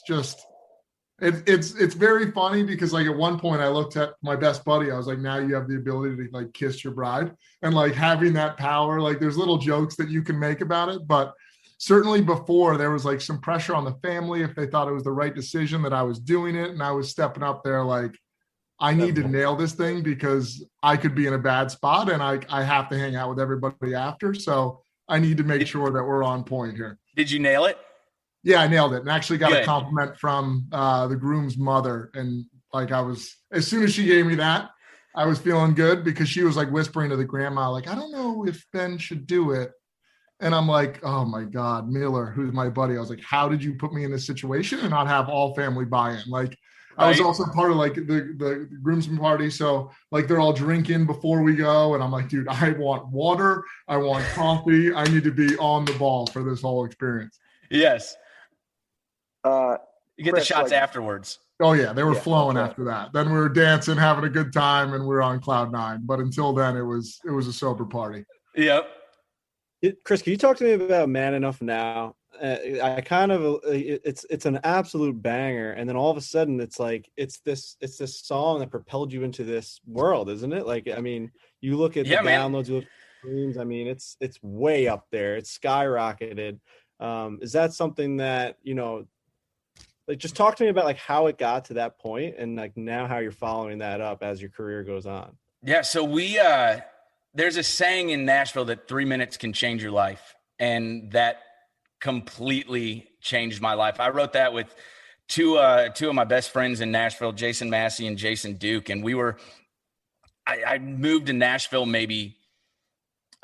a year before we wrote that, but I never wanted to do anything outside of music. So when I moved to town, I had built connections with bars that I played when I was in college. So I could go either back to St. Louis or go back to Oxford, Mississippi, where I went to school. I'd call them up and be like, hey man, I need to pay rent. Can I come play Thursday through Saturday? And they'd let me come down, make money to pay my rent. And then I'd come back to Nashville and write and just try to do that. So I was traveling. I was gone almost every single weekend when I first moved to town. And I got lucky. I got to meet the Jasons. And I was thinking about a girl that I'd dated in college that I made a lot of mistakes while I was dating her. I was just a dumbass kid, and thinking if we had met a little bit later in life, if it would have worked out differently or if we would have still broken up. And I brought that title, Man Enough Now, into that write. And it was one of those songs that just kind of fell out in the room. And I think we were done with it with an hour and a half.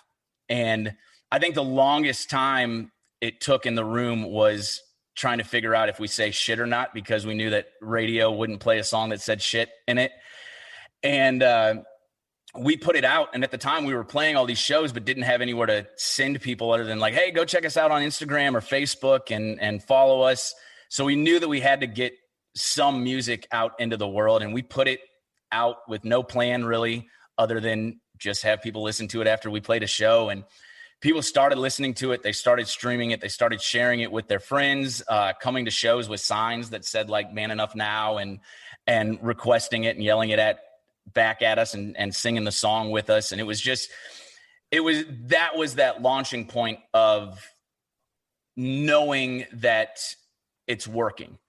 Because, you know, we had played 4-hour cover gigs for 3 years and it was kind of getting redundant. And this is the first time where people are actually wanting to hear our songs and sing them back to us. And yeah, it completely changed my life because it got me my publishing deal, which meant I got to call my mom and dad and say, hey, I'm getting paid to write songs, and take a little stress off of them, not thinking I was just bumming around anymore. Got me my record deal. And so it completely it didn't really open the door. It kicked the door in for me, which was incredible. It's almost like being a rookie on tour and stepping up to Augusta National and winning the fucking green jacket, like just winning the Masters, right? Like your first year on tour, all of a sudden you have this massive, massive, massive accomplishment. It comes with all these signings and deals. And now all of a sudden your career is just, all right, let's go see if you can do it again, or if you can win other tournaments, other majors. You know what I mean? It's got to be so cool to have that already in the bag. Oh yeah. And it was awesome because people that like I kind of looked up to when I moved to town, they were seeing this success and they'd reach out to me and be like, hey, how are you doing this? Like, how is this happening? And I'm like, to be honest, I have no idea. You're like 3 minutes, dude. It's just 3 minutes. It was just people liked the song. They kept listening to the song, and it all just kind of grew from that. And it was funny because, I mean, I was so broke when we put that song out. I specifically remember being at a bar in Nashville and checking my bank account on my phone to see if I had enough money to buy another beer. Like I remember being that broke, and all of a sudden we put this song out and it completely changed my life. It's amazing. I mean, it's the power of music, right? Like you took this idea that pretty much every person in the world experiences. Everyone has the thought of like, man, I'm such a better, like more impressive person now than I was at X point in my life. And like, even if you're a guy or you're a girl, like everybody has thought that, yet like putting that and conveying that through music or through art is not easy to do. But if you do it well, it could connect with so many people. And that's like, you were able to do that. And that's just like, it's, I'm sure at the time you were just like, yeah, it's another song. We'll see what happens. But looking back on it, it's like, I can look at it even and be like, it makes a lot of sense. Right. And it was one of those things, like, just like you said, it's the girls can listen to it and say, I dated that guy that was the dumbass.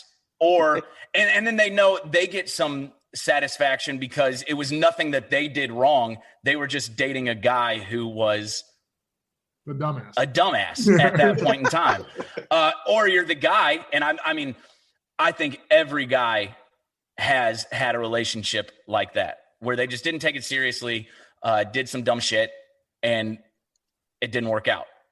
So both sides of the spectrum, and that's what really I feel like captivated everyone because they saw it from both sides. It's amazing to talk to someone who's dreamt for something and then has like accomplished it, and then hearing about the experience of realizing that you were accomplishing it, that like something was popping off. Was there like a moment where you were like, you know what, I think we're successful. Like, I think this is actually a real thing. Man, when I started seeing the shows that we were getting that I had dreamt about playing, and the opening slots for these artists, that it was putting me in front of such a better audience than we were doing. And when we didn't have to play 4 hours of our own or of cover songs, that's when I was like, okay, people are coming to hear us now, as opposed to just coming to a bar on a Friday night to get drunk because that's the only bar in town, that was when I first started to be like, all right, we're doing it. We're actually making it. Yeah. Yeah. I could imagine you're probably pretty sick of playing cover songs at some point. Man, there's a time and a place for cover songs, but we were playing 4 hours a night, Thursday, Friday, Saturday. And the way, like when you're starting out, you're driving, it's the same for these web.com players. And I guess now Korn Ferry players. I mean, there's no money in it. You're doing it for love of the game. You're grinding it out, sharing hotel rooms with 5 guys, driving from city to city. So there is, that correlation between golf and music as well. And yeah, it was, for a time, that grind was waking up at 7 a.m., driving 4 or 5 hours to the next venue, setting up, playing from 10 to 1 or 10 to 2 every single night, then waking up at 7 to do it all over again. And the covers, it was awesome, but that's not why I got into music, to play, 4 hours of someone else's songs. Right. I'm sure all those experiences, though, you wouldn't trade them, because now that you're on the other side of it, you got to be so much more grateful for what's going on in your career now. Absolutely. And you learn so much doing stuff like that. When I remember my first ever full band show was in St. Louis, and it was at this place that I had played for 3 years at that point, but it was just all acoustic.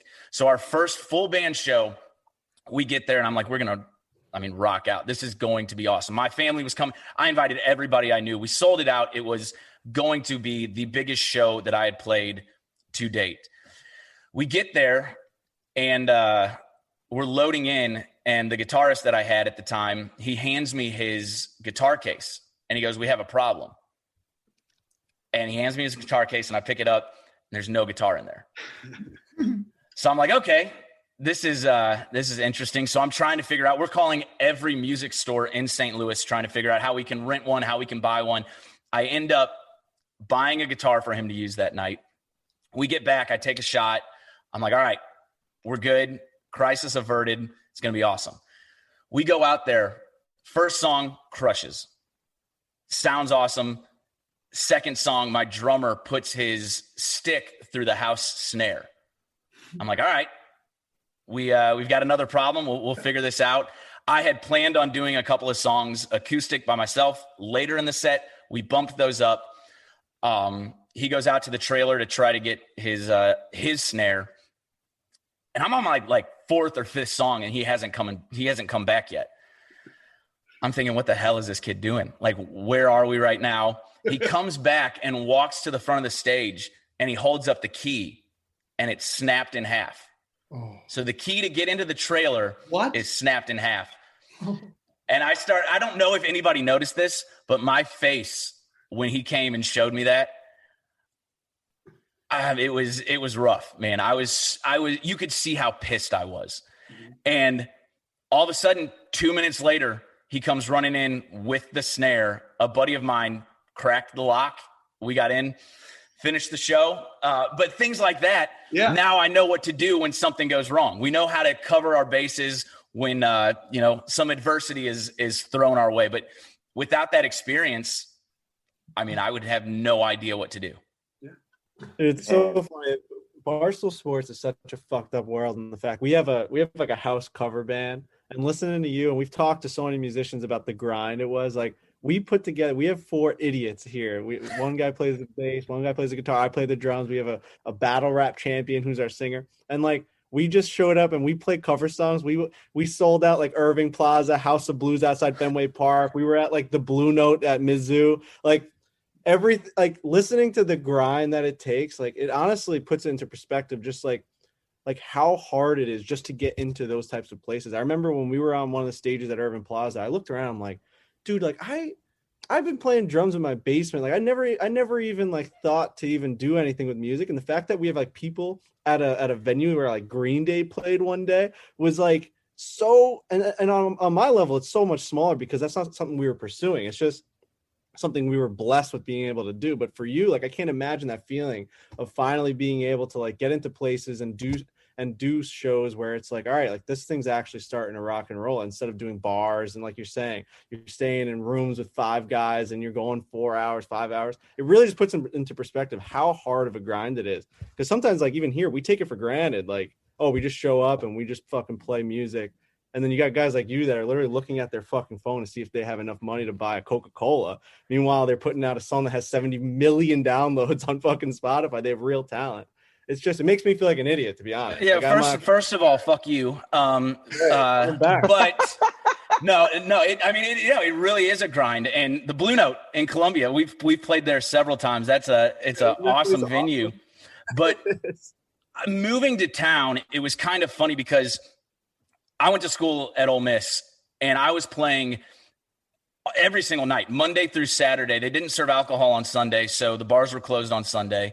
But every single day I was playing music, and we were packing bars every single night. So I thought moving to Nashville, I was like, I'm going to get a record deal. I mean, I looked at it like, yeah, I know it's hard, but look what we're doing in Oxford. Moved to Nashville, right. And it's like no one gives a shit about what you did in Oxford, Mississippi. They want to see what you're doing now. And so you kind of have to start that entire thing over. And I thought, you'd be playing in a bar one day and, a record executive's mom's, grandma's, neighbors, sisters, cousins, girlfriend's friend was going to see you. And next thing you know, you've got a record deal. I learned very quickly that is not how it works. Work. Yeah, exactly. But yeah, man, I wouldn't, like you said, I would not trade the grind for anything, because there's been so many memories and fun times and stuff that I wouldn't be doing today had I not done that. Totally. I almost wish we had the grind, like that feeling, because like we just show up and then we leave. It's like that feeling of fucking like actually accomplishing something instead of just getting it. Like I feel like we got it handed to us. It's just I'm almost mad we fucking did it. Like I'm almost angry that we fucking played those shows. Well, Chris, you said something interesting earlier where you said music's the only thing you ever wanted to do. And I think that's important, where you almost sounds like you didn't really have a backup plan. And if you want one thing, like that's a singular mind focus is probably the best way to accomplish it. Like if you had thought like, if the music thing doesn't work, I'll go do something else. But to have it only be music, I think that's a big key in the success. Yeah, it's one of those things everybody kind of jokes that if you have a plan B, go do that. Right. You know, because the grind is a pain in the ass. Like it is what it is, a grind. I mean, there's nothing pretty about coming up in music. You miss weddings, you miss funerals, you miss all your friends, you miss golf trips with your friends. There's my fraternity brothers go on a baseball trip every single year, and I've missed every single one because we were playing shows. Yep. And so if you can do anything else, people say to go do anything else, but it's when you can't. When you, like, I grew up, I was the weirdo in kindergarten when the teacher would ask you to draw what you wanted to be when you grew up. People were drawing firefighters and doctors and, you know, policemen, and mine was always like a rock star. So it was something that I just kind of knew I wanted to do. I had no idea how you go about doing it, but I knew that it's what I wanted to do. Yeah. Were you always into country, or did that kind of like become a part of your lifestyle as you got older? So my mom listened to nothing but country. So when she was driving me to school, I listened to nothing but country music. My dad listened to like 90s pop and rock music. So I kind of had that. It kind of depended on who was taking me to school that day on what I was listening to. Then, as you know, every kid does, you hit an age where your parents listen to the shittiest music ever and you can't listen to anything that they're listening to. So, I mean, in St. Louis, Nelly. I had country grammar when I was like 10 years old and absolutely knew every single word to country grammar way before I should have. And went through a like Blink-182 phase, Fall Out Boy phase. And then Dave Matthews, all that stuff. That was the first time I picked up an acoustic guitar, was listening to Dave Matthews and like Matt Nathanson and stuff like that, OAR. And I remember I was riding home from football practice one day, and the kid that was taking me, he was a year older, and he would take me home from football practice. He listened to country music, and the song Summertime by Kenny Chesney came on. And I was like, wait a minute, what is this? He's like, Kenny Chesney. I was like, this is country. This is not the same country that my mom was listening to, you know, driving me to school. I love this stuff. So ever since that day, it's been country music. And then, you know, living in Oxford, we'd have guys like Luke Bryan and Eric Church come through, and going to their concerts when the first time they'd come was 250 people, the next time 500, then the third time they were selling the thing out. So, and I don't know if they have any music other than country music in Mississippi. So it was kind of what I was, you know, around at that point in time. And that's when I knew that Nashville was going to be the next move. And it was country music since I was a sophomore in high school. Yeah, that's really interesting how it all molds together. Do you take like that history of liking different music and put it into that one genre? I think so. I mean, unintentionally, subconsciously, I think we all do. And that's why music is always evolving. That's why you're always going to have that's not country argument, or it's because we didn't listen. I mean, we weren't strictly locked into country the way that like a Garth Brooks or a Travis Tritt were when they were growing up. We listened to everything from Jay-Z to the U's to Garth Brooks to Kanye West. I mean, we had everything on an iPad, literally right next to us. Right. So subconsciously, all of that stuff kind of flows into everything that you write as an artist. And to be honest, like as a Northeastern like listener of music, like I've never really was into like the Garth Brooks, like, or the heavy old school country music until like this new wave, whatever you want to call it, like alternative country or maybe like dark country. You got guys like Coulter Wall and stuff. Like we're always talking about these different styles of music now where it's like, holy shit, like this is actually cool. It's got a different beat. It's got a little bit of a mixture between like this new school shit and the old school stuff. So I really, really am a big fan now of like your style of music and that whole new wave of the people that are now in Nashville now. I appreciate it, man. Thank you. It is, I feel like genres are gonna go away because I mean, you'll always have that hard line, but they're kind of blurring so much, especially with features and all of this stuff. You could have the biggest pop artist with one of the biggest country artists, where now music is at our fingertips, where you don't have to be, like I said, locked into one certain genre. And you can kind of, I like to write the music that I want to write and have people figure out what box it belongs in. I don't write a song to say this is straight down the road country music. I just want to write what feels good and figure it out from there. Yeah. I mean, I think that's what makes it yours too. What you said? Exactly. I was gonna say the one that sticks out to me is didn't Chris Stapleton come out with that song with like Bruno Mars and Ed Sheeran? Yeah. Ed Sheeran, like that one was where it's like, all right, anyone can do anything at this point. If Bruno Mars, Ed Sheeran, and Chris Stapleton are all combined to put out maybe the best rock song of that year. Oh yeah, like it's the Wild Wild West. It really is. That's awesome, man. I that's got to feel so freeing also, because I would assume back in the day, people probably felt like they had to be conformed to a box, right? Like if you are an old school country artist, you're not going to do that because your fan base is diehard there. They're going to be like, what the hell is this? Now music's so much more free. Where it's like I almost want to see you take risks. I want to see my favorite artist take risks all the time. Absolutely. And put out different. So man, that's got to be awesome to be like in this. It's such a new style of music. That's got to be so cool to be in the thick of it.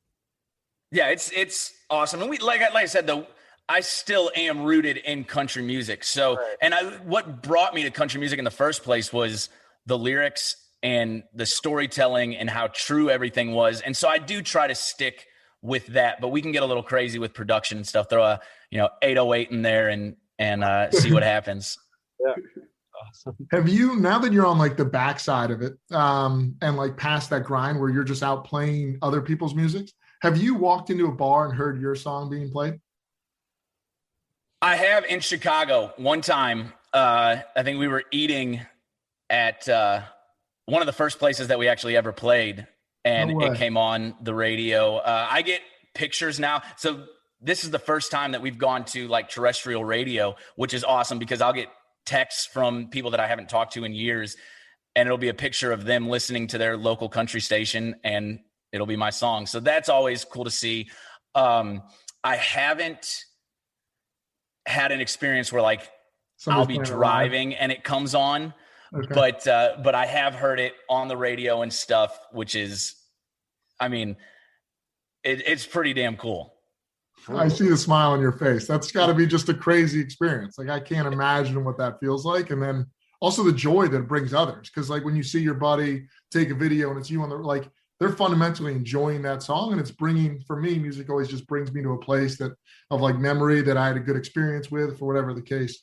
And, absolutely. And that's the same boat, I'm sure, for them. For us, whenever we do something, we have to like put it out and be like, watch this. And for them, you could be driving to a fucking gas station and someone else is actively going and grabbing it, putting it on their station, be like, hey, listen to this song. You could be in another state, another city. That's got to be such a holy shit.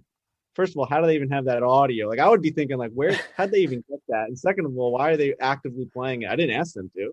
They're just doing it. Oh no, we love every play that we can get. So play it as much as they want. But I remember the first time that I heard it on the radio.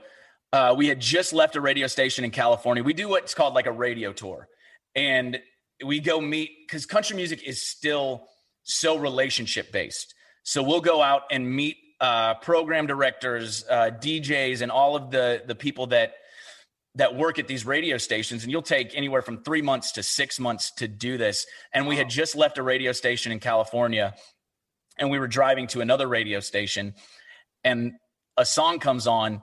I'm like, wait a minute, I know that song. And I kind of turn it up and I'm like, holy shit, that's my song.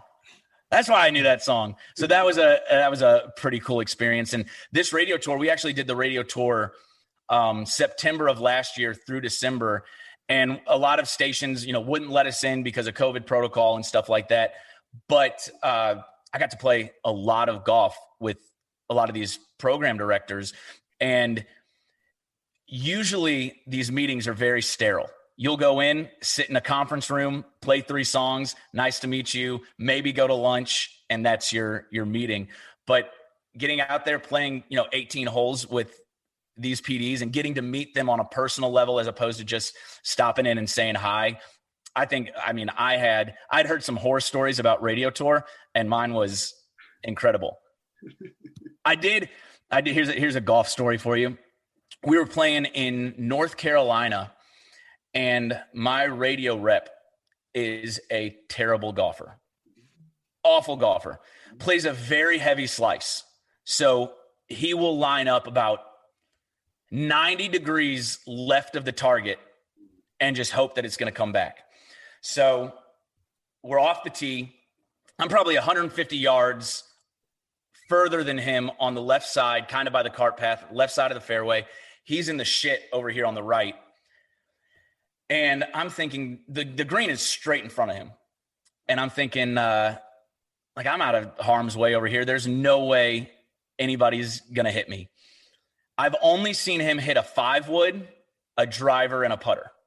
Those are the only clubs that he'll play. And he's probably going to get pissed that I told this story, but it's kind of funny. So I'm thinking, man, I'm out of everyone's way. I'm sitting in my golf cart, just looking at my phone, waiting for him to hit. All of a sudden I hear somebody yell. And as I hear him yell, I kind of turn around and the ball flies through my cart and hits me right in the chin. And I wouldn't recommend that to anybody. If you hear 4, just hit the deck. Oh boy. Holy shit. Jesus. You're never out of harm's way. Because I'm the guy who slices off the tee, and I know that you just got to warn every single person within a 3-mile radius that something bad could happen. Yeah, it felt like I was sitting at a bar and somebody just came up and sucker punched me. And I think I was more surprised than anything, but I'm glad that I have this, a little bit of padding. It bounced. I gave him a great lie. I'm not gonna beat around the bush, but. Jeez. Do you have like a welt? Do you have like a bruise, a welt on your face? Oh yeah, it swelled up a little bit, but you couldn't see anything. It was you couldn't see. Like I could have been in the most pain. I had a golf ball sized welt right here, and no one would have believed me because you couldn't see it. That's good. You got to have the beard, man. Beard goes a long way. Yeah, I know all How long about have you been that. growing that thing out? Man, I think I started growing it like late 2019, and I get like it trimmed every couple of weeks. But with quarantine, I can't go get my beard trimmed because nobody will let you take your mask off. So I've kind of been trying to figure out how to trim it myself, but I'm a little nervous that if I'm going to go too far right one day and then, have to even it out. And next thing you know, I'm going to look like Frankie. So you don't want that. That's the problems I have, trying to even them out on both sides. How was I love it.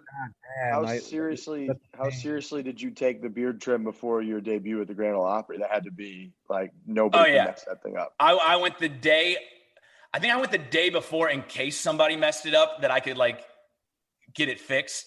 But I'm lucky. I go to a guy that's right up the road who's been cutting it for, at that point, like 6 months. So he knew what I liked. Knew how to get me looking good. So you're like, all right, I was very nervous. I couldn't have a bad haircut. Couldn't have a bad beard trim. I always thought about that with weddings. You want to get it on the day because your hairs never look better than the day that you get a haircut. But also you want that like 24-hour buffer where if something goes wrong, you may be able to go fly someone in or salvage it. Go get surgery. Fly someone in is an outrageous stance on it. Just an absolute nightmare with a bad haircut. I need to fly my barber in. Dude, when you get a bad one, or when you get a good one, the day of a good haircut is the best day ever, right? Trent it McCall. is. I'd actually say the day after a good haircut is the best day because it's just a little bit. Like when the day of a haircut, it's like almost too pristine. You need like a little bit of a little bit of growth, and I think it looks great. Well, see, I mine, mean, it's like, what the fuck am I talking about?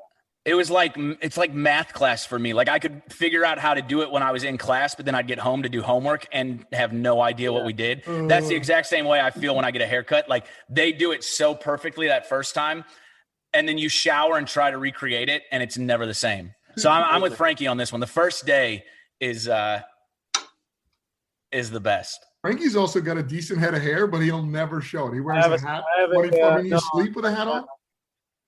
No, I don't sleep with a hat on. I just have a feminine forehead. We all know this, but I'm not the one being interviewed here. Oh, okay. Really taking a hard stance on this one. A little sensitive. I have a feminine forehead. Whispering that is great. Funny, like your face in that room, Frankie, with the flowers and like the white background. It's just it sucks. Like I wish I had better coloring and lighting in here, but it is what it is. It's draining me out. This room's a nightmare. I mean, there's flowers everywhere. Does it smell good? No, I think they're fake. So, Chris, any golf on the horizon? What's next for you? Yeah, man. I try to golf as often as I can. I joined a country club here last August, I think. And I joined because it was so hard to get tee times. When everybody was working from home, they could do whatever they wanted. I couldn't get a tee time to save my life. So I was like, I need to figure something out. I joined a country club that's like 15 minutes from my house. And it's awesome because it's filled with songwriters, artists. John Daly and Kid Rock are members out there. So it's not bad company. I remember about a month after I joined, I got invited to play in this tournament out there. And John Daly and Kid Rock were on a foursome together. And there's a spot where 4, 5, 8, and 9 kind of congregate. And so we had just finished putting on 8. John Daly's out there. He doesn't wear shoes when he plays. He'll park his tour bus in the parking lot, sleep there, get on his cart, go play, go back to his bus, and just hang out for like 2 weeks at a time. But he just drills one right down the middle of the fairway. And I think he says something like, "I'm a fucking alien," or something like that, as he's walking off the tee box, gets in his cart and goes, this is a par 4. He goes, "All right, boys, let's go make a 2." And so seeing him play and just having that, I've gotten to play a couple of holes with him, and it's been incredible. Like that tournament, so they asked us all to play a couple of songs afterwards. And they put me right between Lee Bryce and Kid Rock, which I was like, thanks for that. And I'm playing, I get done playing my first song, and John, who's sitting in the first row, having himself a good time that whole day, he kind of walks up to me, and I lean down. He goes, play me a G. So I play a G chord. He goes, play me a D. Play a D chord. He goes, play me an A minor. Play an A minor. He goes, play me a C. Play a C. He goes, all right, keep doing that. So I keep playing that. He walks up on stage and starts singing Knocking on Heaven's Door. Yes. And yes. And I'm just sitting there like, this is the coolest experience I think I've ever had in my life. I've had some pretty cool golf experiences that I have no business having on the golf course. And that is one of them. That song is as much his as it is Guns N' Roses at this point. I swear, every time John Daly goes to a bar and he gets up on a stage, he plays Knocking on Heaven's Door. Knocking on Heaven's Door. It is the fucking best. It's one of my favorite running things that happens on the internet. If you ever see grainy bar footage of John Daly on a stage, you can guarantee that he's playing Knocking on Heaven's Door.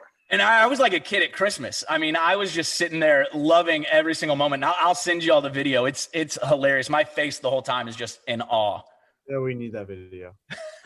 He's so good. I love that you just like listen to him verbatim. It's like, okay, those chords, do that again on repeat. You're like, yeah, sure, John. And then he just comes up and owns the stage, and you're like, this is getting better moment by moment. Right. Well, at first I was like, shit, did I mess something up? Is he going to tell me to get off stage? And No, we just had a good old fashioned jam session. That's great. Man, that's so That is fantastic. All right, Chris. Well, look, man, congratulations. Last couple of years been awesome. We're pumped. We got to get to a show. We've had, enough musicians on now. It's been enough quarantine for the last year. We got to get to a show. Absolutely. Anytime, boys. We appreciate Anytime. it. Thank you, man. This was great. Thanks for having me. This was awesome. Thank you so much. And hey, y'all come on down to Nashville and bring your sticks. We'll get out there. Absolutely. Nashville is overdue for us. I know we came, we played a match, and then we left, but we got to get when Nashville is buzzing and at full capacity and rocking. We want to come to shows, play some golf, do the whole damn thing. Absolutely. We'll get y'all on a party tractor, visit Broadway. It'll be a good time. Oh, yeah. Love it. Appreciate it, Chris. Good luck. Awesome, fellas. Thank y'all so much. We'll We'll see y'all soon. Got it. Yep. See you, Chris.